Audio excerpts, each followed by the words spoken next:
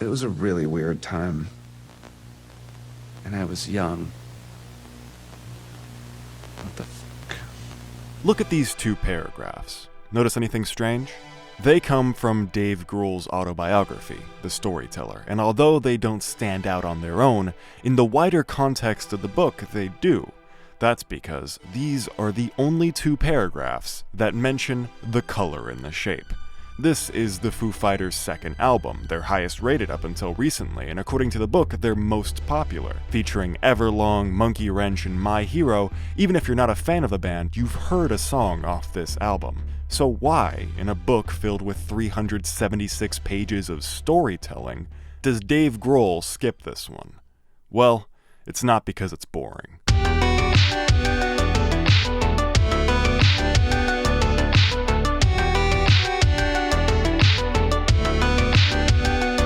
The Foo Fighters' second album would be a departure in many ways. With their debut, Dave Grohl had survived the death of his friend and the collapse of Nirvana, both emotionally and musically. He made a successful album, but now it was time for a follow-up. And Dave wasn't content with survival. He wanted to thrive. Well, I've made punk records, and they're fun, and great, and it's quick, and there's passion, but I did that with the first record. I've never made a big proper rock record before, so why not? People just don't seem to do it anymore, so we might as well give it a shot. This sort of why not mentality defined a lot of the album's early production. Grohl was confident. You can't blame him. His debut album had gone platinum just a few months prior, and he had successfully transformed the Foo Fighters from a misleading name to a band, with Nate Mendel on bass and William Goldsmith on drums from the disbanded Sunny Day Real Estate and Pat Smear on guitar following a brief tenure with Nirvana, and a long tenure with the Germs. Grohl could have come out as a solo act and taken all the credit and acclaim, but he wanted to be a part of something.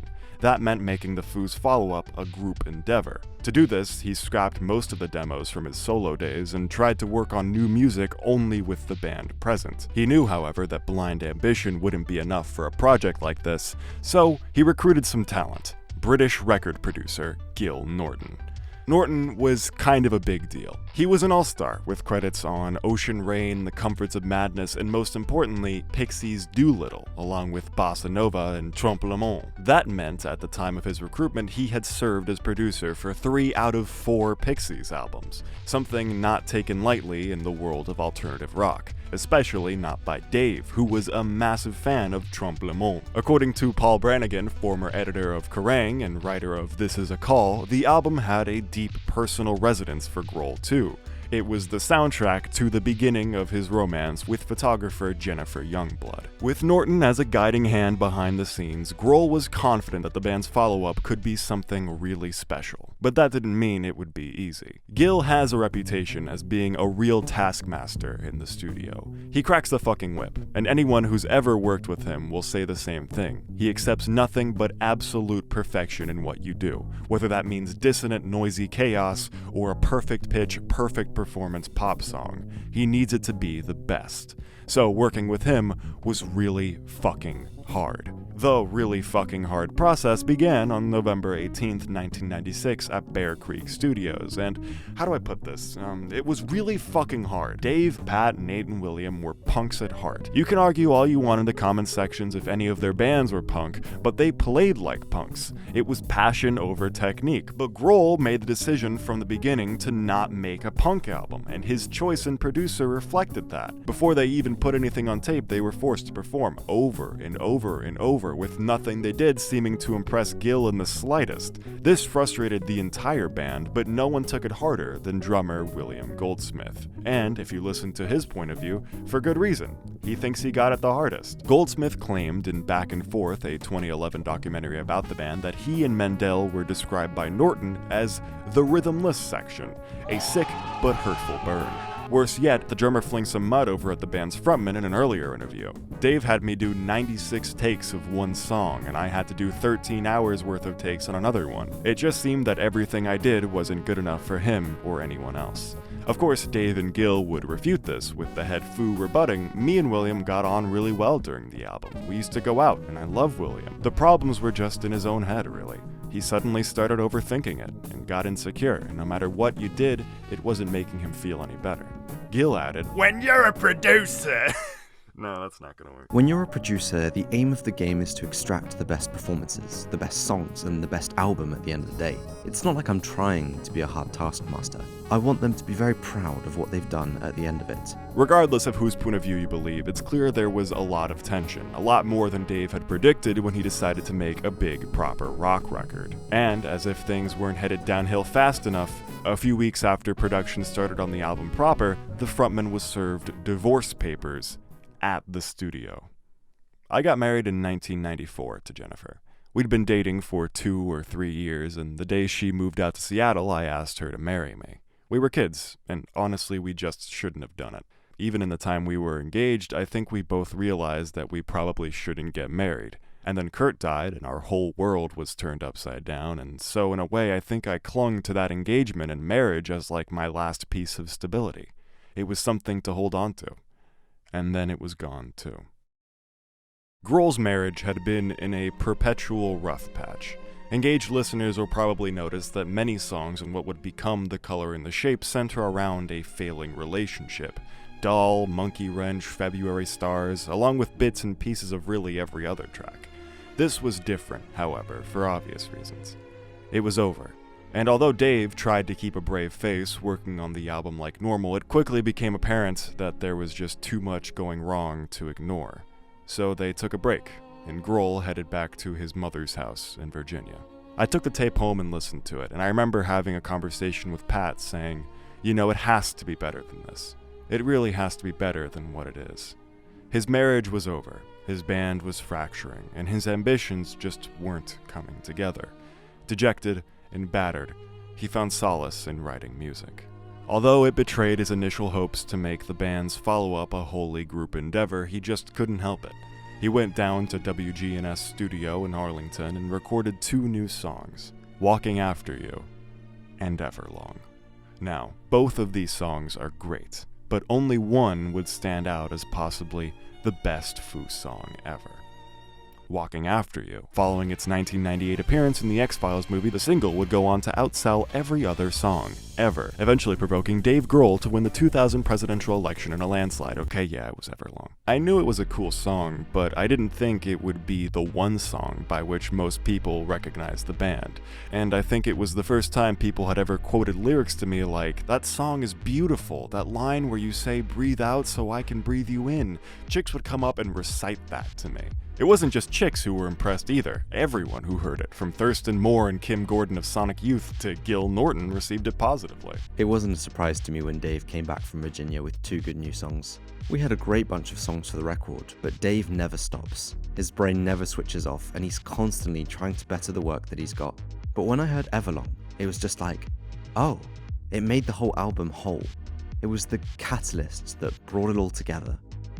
Now, real life isn't a fairy tale. There's no magic fix to every problem, and I don't want it to come off like Everlong saved the album and magically solved everything.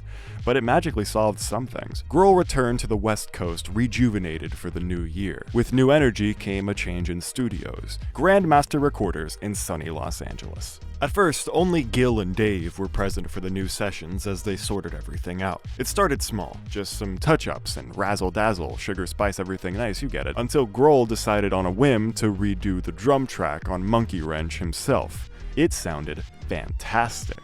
This quickly snowballed, with Pat and Nate being invited sometime along the way. Weeks passed as the band remade more and more of the album, each change inspiring another, each distancing William Goldsmith further from the project. I had this idea that I was going to play drums because we were running out of time and William was having difficulty recording. Grohl claims that this was only temporary, that eventually Goldsmith would have been invited to the studio to redo all of the frontman's drumming, but before this could be proven or disproven, William found out.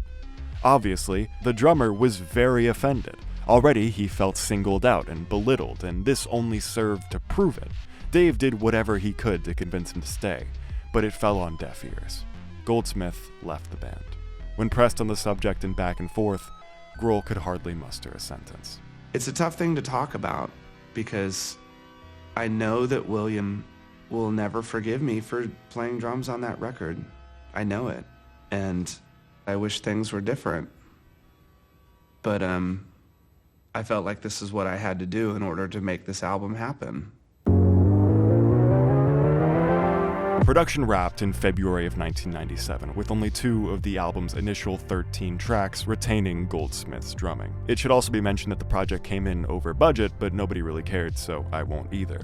I guess they were just happy the album was finished. Dubbed The Color and the Shape with a British U in honor of the rest of the name came from an inside joke. When we were on tour, our tour manager was always out shopping every day before the show and buying really weird stuff. So one day he comes into the dressing room with this bowling pin, a red one with white stripes, and he said, "Look what I bought today." I said, "What the fuck are you doing? Why would you buy a bowling pin?" "Because I like the color and I like the shape, and I just thought it was the most ridiculous thing, and it has absolutely nothing to do with anything." With the album's release date set for May 20th, 1997, all the band needed now was a replacement drummer. Because for as good of a performer Dave Grohl is, he just can't do 3 things at once on stage. Finding a new drummer would be no easy task, however. It would take months of effort and begging and heartache and never mind. This is Taylor Hawkins. You may recognize him from the 4th best-selling album of the 90s, though as you may have assumed, playing in Alanis Morissette's backup band wasn't the most fulfilling work, so he jumped at the chance to work with the Foos, especially considering how well he and Grohl got along personally. It was a match made in heaven, and now the band was complete. Oh, come on! If you thought Dave's bad luck ended with the album's completion, you'd be sorely mistaken, as after an impeccable first rehearsal with Hawkins, Pat Smear announced his intentions to leave the band. His reasoning was pretty simple, he just never really liked touring, but that didn't make the news any easier for Grohl. Honestly, I was on my knees fucking crying, begging him to stay, I really was. But he just said, "No, I don't want to. I don't want to." Obviously, Dave didn't like the idea of another band member leaving, but this was more personal than with Goldsmith. I'll be on stage and feeling insecure like I'm ripping people off because I'm a drummer, not a singer and a guitar player. And I turn around and see Pat, and he's got white pumps, black leather pants, white feather boa, white guitar, and I'm just like, yes, I'm back into it now. The frontman was in an uncomfortable situation, and Pat helped him through it. Now, Pat was leaving. It was just going from bad to worse. With the divorce, he was staying with his old bandmate Pete Stahl, and every night he'd keep a journal listing all his problems. 1. Homeless. 2. Divorced. 3. No access to bank account. 4. I'm sleeping in a sleeping bag. 5. Pat quit the band. 6. William quit the band. Under all this pressure, you'd expect the frontman to wind up snapping in the end. But he didn't. He tackled each problem individually, got a little therapy, and kept on pushing. He barely convinced Smear to stay with the band until they could find a replacement, and they started touring just before the release of the album. Yes, finally, the album was released on May 20th, 1997. Although some critics didn't appreciate Dave's shift away from his punk and grunge roots, it was met with generally positive reviews and dynamite sales, peaking at number 10 on Billboard's Top 200 and going certified platinum on February 26, 1998. Meanwhile, the singles speak for themselves popularity-wise. Every other worry in Dave's life just kind of worked itself out with time. Eventually, he moved on. So, why won't Dave Grohl talk about this era of his life? Well, he did. Clearly, I have quotes that I used in this video. I think he just prefers not to. Especially not in his autobiography. In case you haven't noticed, Grohl isn't one to dwell on the negative. That's why you just can't tell a pessimistic story about him. Not even about the album that quote-unquote broke him. Every failure, every heartbreak, every problem is a setback. An excuse for him to grow. You just can't keep the man down. You never want to lose anybody, and you never want to see someone disappear out of your life. But we wouldn't be here if it were different with William. We wouldn't be here if it were different with Franz. I feel bad about the bad things. I feel good about the good things. But I wouldn't change a thing.